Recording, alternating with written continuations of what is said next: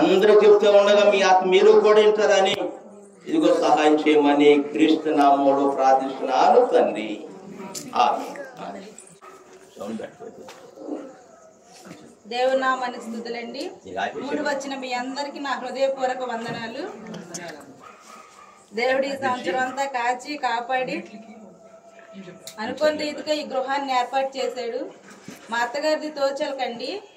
అయితే అసలు నేను ఇక్కడ అమ్మేమో తమ్ముడికి తోడుగా నువ్వు ఉండాలని పద్దాక అనేది. ఎక్కడ ఎవరు గృహాన్ని అమ్ముతున్నారని నువ్వు ఎక్కడ కొనుక్కో, నువ్వు ఎక్కడుండు, ఇక్కడికే రావాలి, ఇక్కడే ఉండాలి, తమ్ముడు అక్కడే తమ్ముడికి తోడుగా ఉండాలనేది పద్దాక. నువ్వేం మాట్లాడుతున్నావు, ప్రతిసారి ఇలాగే అంటావు, నేను ఇక్కడ ఎలా ఉంటాను అనేది నేను అలా అనుకున్నాము. ఈ 2 years క్రితం ఇదే గృహాన్ని పాస్టర్ గారు అమ్ముతానన్నారు, మేము తీసుకుందాం అనుకున్నాం. మళ్ళీ ఎందుకో ఆగిపోయింది, కొనుక్కోలేదు. మళ్ళీ ఇంకొక అక్కడ వేరే గృహాన్ని ఏర్పాటు చేసి దాన్ని కూడా మాట్లాడి అంతా అయిపోయిన తర్వాత లాస్ట్ మూమెంట్ లో ఆగిపోయింది.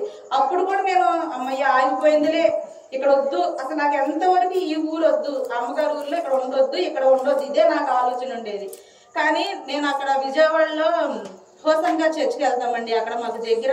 కానీ ప్రతి ఆదివారం వెళ్ళినప్పుడల్లా నేను మాత్రం ప్రభా ఈ సంవత్సరం నాకు గృహం కావాలి.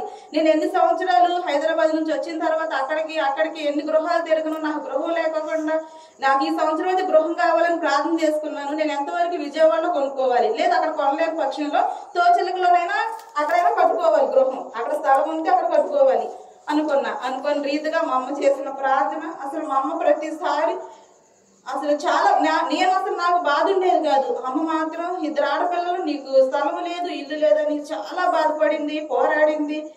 ఆమె పోరాటం, ఆమె ప్రార్థన వల్లే నేను ఈ రోజు ఇక్కడ నుంచుని మీ అందరితో ఇలా ప్రార్థన పెట్టించుకుని ఇక్కడ ఇలా ఈ సిచ్యువేషన్ ఇలా ఉండటానికి నా తల్లి చేసిన ప్రార్థన, తల్లి చేసిన కృషి అంత.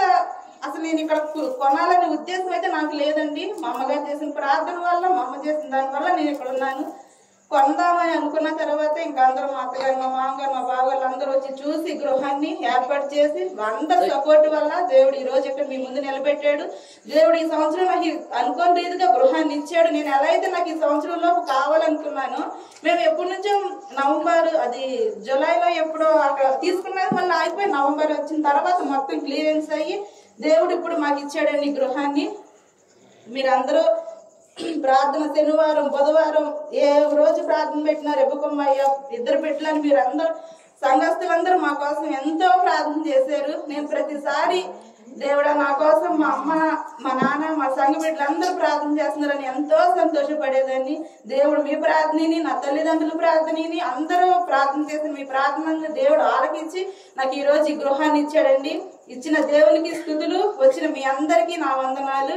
నాకు 2 ఆడపిల్లలు, నా బిడ్డల భవిష్యత్తు కోసం, బిడ్డల చదువు కోసం, నా భర్త చేసే ఉద్యోగం, నేను చేసే ఉద్యోగం అన్నిట్లో దేవుడు తోడుగా ఉండాలని మా కోసం ప్రార్థించండి.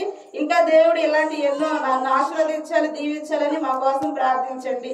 మా నాన్నగారి కోసం ప్రార్థించండి. తీసుకొచ్చిన బిడ్డలందరిని బట్టి దేవునికి స్తుతులు. ఇదే నా చిన్న సాక్ష్యం.